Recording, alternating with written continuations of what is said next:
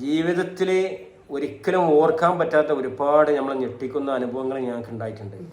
Hello guys, അസ്സലാമു അലൈക്കും, welcome back to my channel. പുതിയൊരു വീഡിയോയിലേക്ക് എല്ലാവർക്കും സ്വാഗതം. അപ്പോൾ നമ്മുടെ സബ്സ്ക്രൈബേഴ്സ് ഒരുപാട് പേരുകൾ ചോദിച്ചിരുന്നു, മാളുവിൻ്റെ വീട് എവിടെയാണ്, ഇക്കാൻ്റെ വീട് എവിടെയാണ്.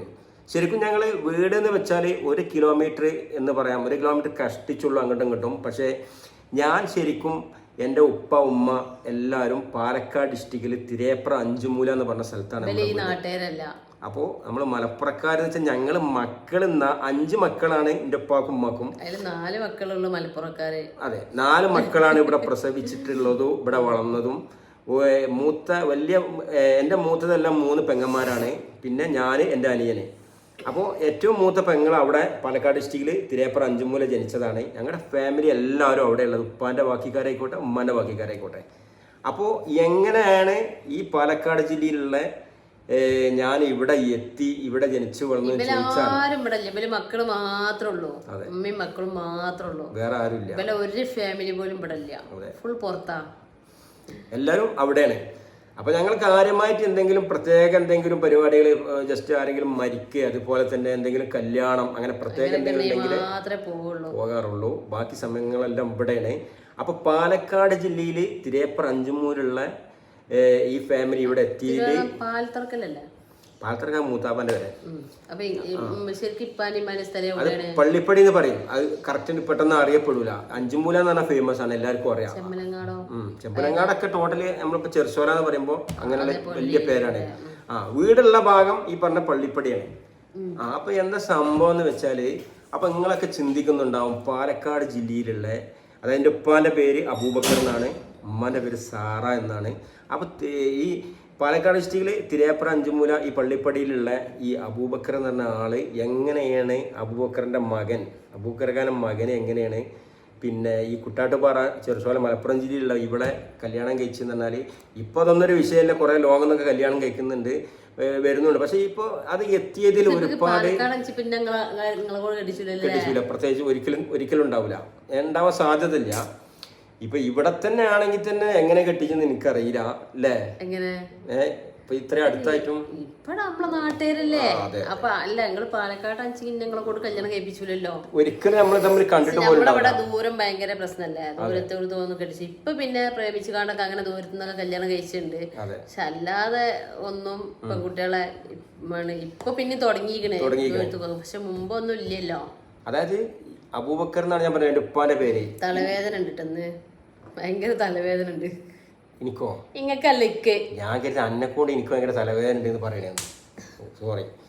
അപ്പോ എന്താ പെട്ടെന്ന് പറഞ്ഞപ്പോ ഞാൻ അങ്ങോട്ടാ ചിന്തിച്ചത്, തലവേദന നിങ്ങളെ കൊണ്ട് എനിക്ക് തലവേദന, അതാണ് അങ്ങനെ പറയും, നിങ്ങളെ കൊണ്ട് എനിക്ക് തലവേദന. അപ്പൊ പൊന്നാര മക്കളെ, അപ്പോ തിരേപ്ര അഞ്ചുമൂല നമ്മളെ ഇപ്പ എന്താണ് ഇങ്ങോട്ട് ജോലിക്ക് വന്നതാണ് വർഷങ്ങൾക്ക് മുമ്പ് അല്ലേ. അതെ. എത്ര പ്രായത്തിലാണ് അതൊന്നും അറിയില്ല. അമ്മാന്റെ കല്യാണം കഴിഞ്ഞ അല്ലേ, കല്യാണം കഴിഞ്ഞാണ്ട് പോന്നാ തോന്നുന്നുണ്ട്. മാളുമാത്ത കുട്ടിയില്ലെന്നോ അങ്ങനെ തോന്നുന്നു അല്ലേ. അതെ. അപ്പൊ അതാ പറഞ്ഞത്, തിരേപ്ര അഞ്ചുമൂല എന്ന പാലക്കാട് ഡിസ്ട്രിക്റ്റിലുള്ള അബൂബക്കർ എന്ന് പറഞ്ഞ എൻ്റെ ഉപ്പ മലപ്പുറം ജില്ലയിൽ നമ്മുടെ ഈ കോട്ടക്കൽ എടരിക്കോട് ഭാഗത്തേക്ക്, അതായത് നമ്മളെ കുറുകയിലേക്ക്, ഞങ്ങളുടെ സ്ഥലത്തിൻ്റെ അന്നത്തെ പേര്, അവിടേക്ക് എങ്ങനെ എത്തി എന്നതിൽ ഒരുപാട് കഥകളുണ്ട്. ഇപ്പം മാള് പറഞ്ഞില്ലേ, എൻ്റെ ഉപ്പ ശരിക്കും ഈ നാട്ടിലേക്ക് പണ്ടത്തെ കാലത്തൊക്കെ പണിക്ക് വന്നതാണ്. പാടത്ത് പണിയെടുക്കില്ല, വരമ്പ് വെക്കുക, കൃഷിപ്പണി, കൃഷിപ്പണി, തോട്ട ഊക്കം പാടത്തെ പണി, നെല്ല്, അങ്ങനത്തെ പണ്ടത്തെ കാലത്ത് പറയല്ലോ, പട്ടാമ്പിക്കാർ പണിക്ക് വന്ന്, മണ്ണാരക്കാട്ടുകാർ പണിക്ക് വന്ന്, അതേപോലെ കൂലിപ്പണിക്ക് ഈ നാട്ടിൽ വന്നതാണ്. അതിവിടെ ഒരു വലിയ തറവാടുണ്ട്, വലിയ ആൾക്കാരാണ് അവർ. അതായത് എന്താ പറയുക, അവർ കോങ്ങാട്ടേരി എന്ന് പറയും, പൂഴിത്തറ അവരെ ഇനീഷ്യലി. ഞങ്ങൾ ഒരുപാട് സഹായിച്ച ആൾക്കാരാണ്. ഉമ്മ എപ്പോഴും പറയും, വലിയ പെങ്ങളൊക്കെ അവരുടെ കുട്ടിക്ക് ഫുഡ് കൊടുക്കുമ്പോൾ അതേപോലെ ഒരു പണിക്കാരത്തിൻ്റെ കുട്ടിയെന്നുള്ള ഒരു ഇതും കാണിക്കാതെ അതേമാതിരി അവിടുത്തെ അജുമ്മത്താത്ത ഫുഡ് കൊടുത്തിന്ന് ഞങ്ങൾ ഒരുപാട് സഹായിച്ചാണെന്നൊക്കെ ഉമ്മ പറയാറുണ്ട്. എനിക്കൊന്നും ഓർമ്മയില്ല അല്ലേ. അപ്പൊ എന്താ വെച്ചാല് ഈ നാട്ടിക്ക് ഞാന് കല്യാണം കഴിഞ്ഞിട്ട് ഇവരെ കഥ കേട്ടിക്കാണ് ഞാൻ റൂമില് ഫസ്റ്റ് കേട്ടപ്പോള് സത്യം എന്റെ കണ്ണിന്ന് ഇങ്ങനെ വെള്ളം ഒഴിക്കുക, അത്രക്കും ദയനീയ കഥ. നിലോത്സ് ഞാൻ അത്രക്കും ഭയങ്കര ഇപ്പൊ നമ്മൾ ഒരായിട്ട് കേട്ടാ പിന്നെ നമുക്ക് ഇതില്ലല്ലോ. ഫസ്റ്റ് ആയിട്ട് ഞാൻ ഈ കഥ കേട്ടപ്പോഴേ ഞാൻ ആ കരഞ്ഞു പോയി. അതെ, ഭയങ്കര ടെൻഷനായി. ഞാൻ അത്രക്കും ദയനീയ ജീവിതം ജീവിച്ച് ഇവിടം വരെ എത്തിയ ആളാണ്. അതെ അതെ. അപ്പോൾ എന്താ സംഭവം എന്ന് വെച്ചാല്, അതായത് പട്ടാമ്പിന്നും പല നാട്ടിൽ നിന്നൊക്കെ പല നാട്ടിലും പല ആളുകളും ജോലിക്ക് വന്നിട്ടും താമസിക്കുന്നതൊക്കെ സാധാരണയാണ്. പക്ഷേ ഇന്നത്തെ കാലത്ത് ഇപ്പൊ ഒന്നും വിഷയമല്ല, പക്ഷെ അന്നൊക്കെ ഭയങ്കര വിഷയമായിരുന്നു അല്ലേ? അന്നത്തെ കാലത്ത് എന്ന് വെച്ചാല് എന്താ സംഭവം എന്ന് പറയുന്നത്, എൻ്റെ ഉപ്പാന്ന് വെച്ചാല് എൻ്റെ ഉമ്മാനെ അവിടുന്ന് കല്യാണം കഴിച്ചിട്ട് മൂത്ത പെങ്ങക്ക് 4 വയസ്സെങ്ങാനുള്ളപ്പോഴാണ് ഉപ്പ മുമ്പേ ഇവിടെയാണ് ഉണ്ടായിരുന്നത് ഈ നാട്ടില്. കല്യാണം കഴിച്ച് എൻ്റെ മൂത്ത പെങ്ങക്ക് 4 വയസ്സുള്ളപ്പോൾ ആ ചെറിയ ഒരു പെൺകുട്ടിനെ എൻ്റെ ഉമ്മാനെയും കൂടി ഈ നാട്ടിലേക്ക് കൊണ്ടുവരികയാണ്. ഒരുപാട് പ്രതീക്ഷകളെല്ലാം കരുതി വരികയാണ്. ഒരു നിലയിൽ എത്തണം എന്നുള്ള ഒരു പ്രതീക്ഷയിൽ ഉപ്പ മരിക്കുന്നത് 40 വയസ്സിലാണ്. ജീവിതം എന്താണ് എന്ന് കറക്റ്റ് അറിയണമെങ്കിൽ നമ്മൾ പറയല്ലോ ഒരു 30-35 വയസ്സ് കഴിയണമെന്ന്. അപ്പോൾ ജീവിതം ഒരുപാട് ബാക്കിയാക്കി, ഒരുപാട് എന്താ പറയുക, ഒരുപാട് പ്രതീക്ഷകൾ, ഒരുപാട് സ്വപ്നങ്ങൾ എല്ലാം ബാക്കി വെച്ച് ഈ 5 കുരുന്നുകളെ വിട്ട് ഇവർക്ക് കുഞ്ഞിപ്പാക്ക് 1.5 വയസ്സ്, എനിക്ക് 3 വയസ്സ്, 3 വയസ്സും ഇപ്പാണ് മരിച്ച്. അത് മനസ്സിലായ. ഒരു പെങ്ങളെ മാത്രം കല്യാണം കഴിച്ചുള്ളൂ, ബാക്കി 4 ചെറിയ കുട്ടികളിട്ടാണ് എൻ്റെ ഒപ്പാണ് പോവുകയാണ്. എന്നേക്കുമായി അള്ളാഹുവിൻ്റെ വിളിയിലേക്ക് ഉത്തരം നൽകിക്കൊണ്ട് എൻ്റെ ഒപ്പം പോവുകയാണ്. നിങ്ങൾ ചിന്തിച്ചു നോക്കി. പിന്നെ ഈ അന്യ നാടാണ് ശരിക്കും ഈ നാട്ടിൽ ഒറ്റപ്പെട്ട് അല്ലേ? പിന്നെ ഉമ്മാന്റെ ഇപ്പാറ്റപ്പണ്ടായിരുന്നില്ലേ? അതെ, പാലപ്പണ്ടായിരുന്നു. കഥ പറഞ്ഞത് കേട്ടോ, ഭയങ്കര രസം. ഒരുപാട് ഭയങ്കര ദയനീയ കഥകൾ കേൾക്കാൻ പറ്റൂല, ഒരാൾക്കും കേൾക്കാൻ പറ്റൂല. അനുഭവിച്ചിട്ടുണ്ട്, ഫുള്ള് കഥയും പറഞ്ഞത്. അപ്പൊ എന്താന്ന് വെച്ചാല് നമ്മള് ഇതിൽ വീഡിയോ ഇപ്പ എത്ര വയസ്സില്? 40 വയസ്സോ? 40 വയസ്സാണ് അന്ന് മരിക്കുമ്പോ ഉപ്പാക്ക്. ഉമ്മാക്കൊരു 35 വയസ്സൊക്കെ കാണും. അതായത് എന്താ പറയാ, ഞങ്ങളെ രണ്ടാളൊക്കെ ഇളയത്. ഇപ്പൊ എനിക്കൊക്കെ 10-50 വയസ്സിന്റെ അടുത്തേക്കണേ. 40-47 വയസ്സുണ്ട് എനിക്ക്. ഇവൾക്ക് കഷ്ടിച്ച് 40ഓളം ഇവക്കുണ്ട്. മനസ്സിലായോ? അപ്പോ ഞങ്ങളെക്കാട്ടി മുമ്പ് ഉമ്മ വിധവയായി. ഇവളെക്കാട്ടി മുമ്പ്, എന്നെക്കാട്ടി ഒരുപാട് മുമ്പ് എൻ്റെ ഉപ്പ എല്ലാം. പിന്നെ ഈ ഇമ്മ അന്യ നാട്ടില് ആരോട് ഇമ്മന്ന് പറഞ്ഞാല് ഇമ്മാന്റെ ഒരു ക്യാരക്ടർ അന്ന് എങ്ങനെയാലും അമ്മ പറയണേ, ഒരു പെരീന്ന് പുറത്തിറങ്ങാത്ത ആർക്കും. എന്താ വെച്ചാല് ഇപ്പൊ ഈ ബാവാക്ക് ഞാൻ ഉടുക്ക് പോകണം വല്ല ഇഷ്ടമല്ല. ഉടുക്കും പബ്ലിക്കായിട്ട് ഞാൻ ഉടുക്ക് പോകണം ഇഷ്ടമല്ല. എന്താ പറയാ, ജസ്റ്റ് ഉദാഹരണം പറഞ്ഞ് കൂട്ടത്തിയാളെ പോകാണ്ട് പോകണത് അതിനൊന്നും ജസ്റ്റ് അങ്ങനെ പോയാൽ ഓവറായിട്ടുണ്ടല്ലോ അങ്ങാടി തെറ്റിക്കാണ്ട് നടക്കണതോ, അടുത്ത വീട്ടിക്ക് ആവശ്യത്തിന് പോവുക, അനാവശ്യമായിട്ട് കൊടുക്കും പോകണമെന്നും ഇഷ്ടമല്ല. അപ്പൊ ഇപ്പ അതേപോലെ അല്ല, ഇപ്പാക്കും തന്നെ അങ്ങനെ ഓവറായിട്ട് കൊടുക്കും പോകണമെന്നും ഇഷ്ടമല്ലല്ലോ. അപ്പൊ അങ്ങനത്തെ ഒരു ക്യാരക്ടർ ഇപ്പൊ ഭാവ അതെല്ലാം ചെയ്തുതരും. ഫുള്ള് ഈ പെരയില് എനിക്കൊന്നും പുറത്തേക്ക് ഇറങ്ങേണ്ട ആവശ്യമില്ല, ഒന്നും എനിക്ക് ആവശ്യമില്ല, എനിക്കൊന്നും നോക്കേണ്ട ആവശ്യമില്ല. ചിലപ്പം പെരി സാധനം കഴിഞ്ഞാൽ തന്നെ ഞാൻ ചിലപ്പോൾ അറച്ചില്ല, ഒക്കെ നോക്കി കണ്ട് ചെയ്യണല്ലോ. അപ്പം അവരെ ഇപ്പം അങ്ങനെ തന്നെ അല്ലേ കാര്യം എല്ലാം ഇപ്പയിന്ന്. അപ്പം ഇമ്മാക്ക് ഒന്നും അറിഞ്ഞില്ല. ആ ഒരാള് പെട്ടെന്ന് ഒറ്റപ്പെട്ട ഉമ്മ തീർത്തും ഒറ്റപ്പെട്ട്. അതായത് അന്നത്തെ ഒരു ഇതെന്ന് വെച്ചാൽ ചെറിയൊരു, അന്ന് എല്ലാവർക്കും ഉണ്ടാവും ചെറിയൊരു ഓല മണ്ണിന്റെ വീടാണ്. ആ വീട്ടില് അന്യ നാട്ടില് ഒന്നും അറിയാത്ത ആരും കുടുംബക്കാർ പോലും ഇല്ലാത്ത നാട്ടില് ഈ 5 കുട്ടികളെയും ഈ ഉമ്മാനെയും ഇട്ടിട്ട് ഇപ്പോൾ പെട്ടെന്ന് ഉപ്പാൻ്റെ മരണം സംഭവിക്കുകയാണ്. അപ്പോൾ ഉപ്പാൻ്റെ ഒരു അന്നത്തെ ഒരു എല്ലാവരും ഒരു കണ്ടീഷൻ, ഉമ്മാൻ്റെ പ്രത്യേകിച്ച് ഒരു കണ്ടീഷൻ ചിന്തിച്ച് നോക്കി. അതിന് ശേഷം ഈ പിന്നെ എന്ത് ചെയ്ത് അമ്മോനെ അതുപോലെ തന്നെ പലരും ഇടപെട്ട് കണ്ട് അങ്ങോട്ട് വിളിച്ച്. അന്ന് ഉമ്മ പറഞ്ഞ ഒരേ ഒരു വാക്കെന്താ അറിയോ, എൻ്റെ ഭർത്താവ് ഇവിടെ ഖബർസ്ഥാനിൽ കിടക്കുകയാണ്, ഈ മഹലിൽ, ഈ ഖബർസ്ഥാനിൽ, ഇവിടം വിട്ട് ഞാൻ എങ്ങോട്ടില്ല. പിന്നെ ഞാൻ വേറൊരു കല്യാണം കഴിച്ചാൽ എൻ്റെ കുട്ടികളോട് വേണ്ടത്ര എൻ്റെ കുട്ടികളെ നോക്കാൻ കഴിയില്ല എന്ന് പറഞ്ഞ് ഞങ്ങൾക്ക് വേണ്ടി ജീവിച്ച ഞങ്ങളെ പൊന്നുമ്മയാണ്. അപ്പോൾ എന്താ പറയണതെന്ന് വെച്ചാൽ ഇതിൽ കൂടുതൽ പറഞ്ഞു കഴിഞ്ഞാൽ ലെങ്ത് ഒരുപാട് കാണും, എന്താ പറയുക, കൂടും വീഡിയോ, அவங்க കാണാൻ ബുദ്ധിമുട്ട് വരും.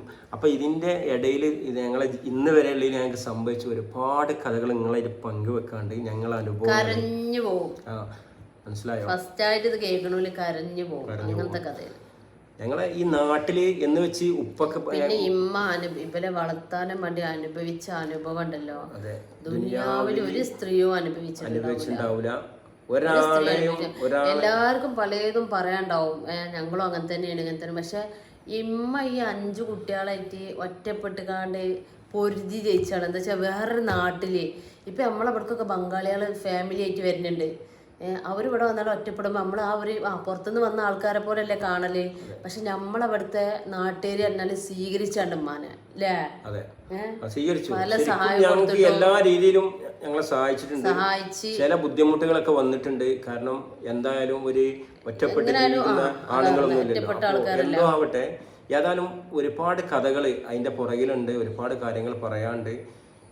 അങ്ങനെ പിന്നെ ഇവര് വലിയതായി വന്നതിന് ശേഷമാണ് ഇമ്മാക്ക് ഒരു കുറച്ചെങ്കിലും ഒരു സമാധാനം. ഏതായാലും അള്ളാഹു ഒരാളെയും ഒരു കുട്ടികളെയും അള്ളാഹു യത്തീമക്കളാക്കല്ലേ എന്നൊരൊറ്റ പ്രാർത്ഥന ഉള്ളൂ. യത്തീമക്കളായാലുള്ള എല്ലാ അവസ്ഥകളും അനുഭവിച്ചവരാണ് നമ്മളല്ല, ഞങ്ങള്. അള്ളാഹു ഒരു കുട്ടികളെയും യത്തീമക്കളല്ല ആക്കല്ലേ, ഒരു സ്ത്രീകളെയും അതുപോലെ വിധവയാക്കല്ലേ എന്നൊരൊറ്റ പ്രാർത്ഥന ഉള്ളൂ. അതുപോലെ തന്നെ എൻ്റെ ഉപ്പാന്റെ ഖബർ വിശാലമാക്കട്ടെ, സന്തോഷമാക്കട്ടെ, സ്വർഗീയമാക്കട്ടെ, എല്ലാവരും പ്രാർത്ഥിക്കുക. അപ്പൊ അങ്ങനെ വന്ന് പെട്ടതാണ്. ബാക്കി കഥ പറയണമെന്നുണ്ടെങ്കിൽ നിങ്ങൾ കമന്റ് ചെയ്യോണ്ടി. എന്താ വെച്ചാൽ വീഡിയോ ലെങ്ത്ത് കൂടും. തോനാകുമ്പോൾ നമ്മൾ നിങ്ങളെ പിടിച്ചു നിർത്താനോ വേറൊന്നുമല്ല, വീഡിയോ ലെങ്ത്ത് കൂടിയാൽ കാണൂലാരും. അപ്പോൾ കാണാൻ താല്പര്യം ഉണ്ടാവില്ല, പെട്ടെന്ന് തട്ടിവിടാനേ തോന്നുള്ളൂ. പക്ഷെ ഇപ്പാക്ക് എത്ര അനിയന്മാരാ? പാക്ക് ഒരു ജ്യേഷ്ഠന് മൂന്നനിയന്മാര്. അതെ, പെങ്ങന്മാരില്ല. അപ്പോ ഈ ഉമ്മ അനുഭവിച്ച ഒരുപാട് കഥകളുണ്ട്. ഒരു ആൾക്കും ദുനിയാവിൽ അങ്ങനത്തെ ഒരു അവസ്ഥ വരാതിരിക്കട്ടെ എന്ന് ഞാൻ എപ്പോഴും പ്രാർത്ഥിക്കാറുണ്ട്. അങ്ങനത്തെ അനുഭവങ്ങളാണ് എൻ്റെ ഉമ്മ പിന്നെ അനുഭവിച്ചിട്ടുള്ള ഉപ്പ പോയതിന് ശേഷം. അപ്പോൾ ബാക്കി കാര്യങ്ങളെല്ലാം നിങ്ങൾ പറഞ്ഞു തരാം. അതെ, കരഞ്ഞു പോകും. തലവേദന അത് ചിന്തിക്കാനും ആലോചിക്കാനും താല്പര്യമില്ല, ഞങ്ങൾ ചിന്തിക്കാറില്ല. ആ ഭാഗം ചിന്തിക്കേണ്ടി വരുമ്പോഴെല്ലാം നമ്മൾ വേറെ വിഷയങ്ങൾ എടുക്കാറാണ്. കാരണം ഈ അന്യനാട്ടിൽ അന്നത്തെ കാലം എന്ന് വെച്ചാൽ നിങ്ങൾ ചിന്തിച്ചു നോക്കി, ഒരു 40-45 വയസ്സ് എല്ലാവരും ഞങ്ങൾ ഒരുപാട് കഷ്ടപ്പെട്ടവരുണ്ടാവും. പക്ഷെ ഈ യത്തീമക്കളെയും വെച്ചുകൊണ്ട് ഈ ഒരു പൊന്നുമ്മ കഷ്ടപ്പെട്ട മാതിരി എൻ്റെ അറിവിൽ ഞാൻ കണ്ടുകൊടുത്തോളം ഒരാളും കഷ്ടപ്പെട്ടില്ല. ഞാൻ പറയുമ്പോ അത്രക്കും നല്ല ഒരു നമുക്ക് ആലോചിക്കാൻ പറ്റൂല, അത്രക്കും ആലോചിക്കാൻ പറ്റാത്ത അങ്ങനത്തെ ഒരു അവസ്ഥയാണ്. അപ്പൊ എന്താ നമ്മൾ പറയാൻ കാരണം വെച്ചാൽ നമുക്ക് ഒരുപാട് പുതിയ സബ്സ്ക്രൈബേഴ്സ് ഉണ്ട്. അപ്പോൾ അവർക്കൊന്നും നമ്മളെ കുറിച്ച് ഒന്നും അറിയില്ല, ഒരുപാട് ആൾക്കാർ ചോദിക്കലുണ്ട്. അതെ, അങ്ങനെയല്ലേ, അപ്പൊ അതുകൊണ്ട് ചെയ്തതാണ്. അപ്പൊ ബാക്കി വിഷയങ്ങളെല്ലാം നിങ്ങൾ കമന്റ് ചെയ്യോണ്ട് ബാക്കി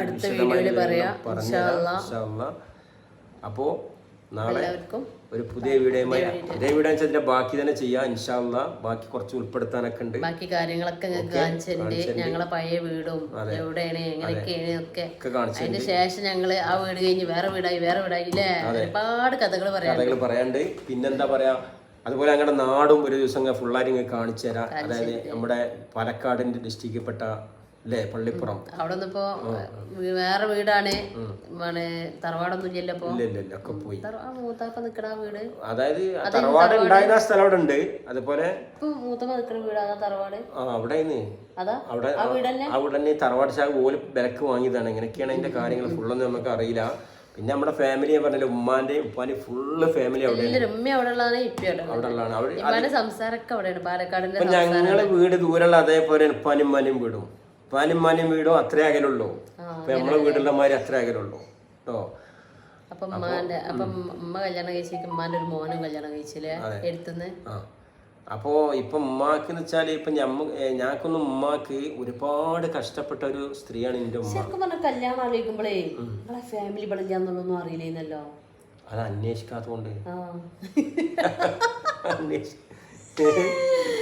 അങ്ങനെയുള്ള ഞാൻ അറിഞ്ഞിട്ട് സത്യം പറയണേ അതൊന്നും പറഞ്ഞിട്ടുണ്ടെങ്കിലാ സംഭവമുള്ള സത്യം കൂടെ പറയാനുള്ള മാതിരി ഇന്നണ്ട് കണ്ടത് ഇയാളെ തന്നെ വേണം എനിക്ക് ചെക്കനെ വീട്ടിലെ കളി. പിന്നെ കുടുംബം എവിടെയാണ്, ബന്ധം എവിടെയാണ്, വേറുള്ളവരുണ്ടോ, ബാക്കിക്കാരുണ്ടോ, ഒരു ചോദ്യമില്ല. ഏതായാലും പിന്നെ എന്താ പറയാ, കണക്ക് കൂട്ടൽ തെറ്റിയിട്ടില്ല കേട്ടോ. അപ്പൊ ചിരിക്കണൊക്കെ ഉണ്ടെങ്കിലും ഒരുപാട് വിഷമങ്ങൾ ഉള്ളിലുണ്ട്. എൻ്റെ ഉമ്മാക്ക് ഇങ്ങനൊക്കെ കഷ്ടപ്പെട്ടൊരു ഉമ്മായിട്ടും ഉമ്മാക്ക് വേണ്ടത്ര ഒരു എന്താ പറയാ നിലയിലെത്തിക്കാനും ഇതുവരെ ആയിട്ടില്ല. ഉമ്മാക്ക് നമ്മോട് തൃപ്തിയായിട്ടുള്ള ഒരു സംരക്ഷണം കൊടുക്കപ്പോഴും ആയിട്ടില്ല എന്നാണ് എൻ്റെ ഒരു കണക്ക് കൂട്ടല്. എന്നാലും അൽഹംദുലില്ലാ നഷ്ടപ്പെട്ട് ഉമ്മാക്ക് വയ്യാതായി. ഏതായാലും പക്ഷേ അമ്മ എത്ര തന്നെ പറഞ്ഞോട്ടെ, ഞങ്ങളൊക്കെ പ്രാർത്ഥിക്കൂടെ അമ്മക്ക് പുറത്തു കൊടുക്കണേ, എന്തുണ്ടെങ്കിലും പുറത്തു കൊടുത്ത് എന്ന് വെച്ചാൽ അമ്മ 5 കുട്ടികളെ അമ്മ അത്രയും നോക്കി നല്ലപോലെ വളർത്തിണ്ടാക്കി കഷ്ടപ്പെട്ടതാണ്. അപ്പൊ അതിന് ഉമ്മാക്ക് എങ്ങനെയല്ല എല്ലാ പ്രതിഫലം ഉമ്മാക്ക് നല്ല ഉണ്ടാവും. ജീവിതത്തിൽ ഒരിക്കലും ഓർക്കാൻ പറ്റാത്ത ഒരുപാട് നമ്മളെ ഞെട്ടിക്കുന്ന അനുഭവങ്ങൾ ഞങ്ങൾക്ക് ഉണ്ടായിട്ടുണ്ട്. കാരണം പേടിക്കാൻ ആരെങ്കിലും നമ്മളെ ഉപദ്രവിക്കുന്നുണ്ടെങ്കിൽ തന്നെ ആർക്കും പേടിക്കാൻ ആളില്ല. കാരണം ആരുമില്ല. ഈ കുഞ്ഞു കുഞ്ഞു മക്കളും ഒരു ഉമ്മയാണ് ഒരു മണ്ണിന്റെ പെരയിൽ ജീവിക്കണത്. ഒരുപാട് ഈ നാട്ടിൽ നിന്ന് നമുക്ക് ഒരുപാട് ഉപകാരങ്ങൾ ഉണ്ടായിട്ട് സഹായിച്ചിട്ടുണ്ട്. എന്നാലും ചില വ്യക്തികളൊക്കെ നമുക്ക് ഒരുപാട് ഉപദ്രവം ഉണ്ടായിട്ടുണ്ട്, ഒരുപാട് കഷ്ടപ്പെട്ടിട്ടുണ്ട്. ഏതായാലും അള്ളാഹു ഞാൻ നേരത്തെ പറഞ്ഞ പോലെ ഒരാളെയും അനാഥാക്കല്ലേ, എന്താ പറയുക, യത്തീം മക്കളാക്കല്ലേ റബ്ബേ എന്ന പ്രാർത്ഥനയുള്ളൂ. ബാക്കി വിഷയങ്ങളെല്ലാം നിങ്ങൾക്ക് പറഞ്ഞുതരാം അടുത്ത വീഡിയോയിൽ. നിങ്ങൾ കമൻറ്റ് ചെയ്യുകൊണ്ട് വീഡിയോ ഷെയർ ചെയ്യുകൊണ്ട് അഭിപ്രായം എന്തായാലും കമൻറ്റ് ചെയ്യണം. ഇനി ചെയ്യണമെന്നുണ്ടോ ചെയ്യണമെന്നില്ല എന്തായാലും ചെയ്യുകൊണ്ട് ഒന്ന് ലൈക്ക് ചെയ്യാം കേട്ടോ. അപ്പോൾ എല്ലാവർക്കും ബൈ ബൈ.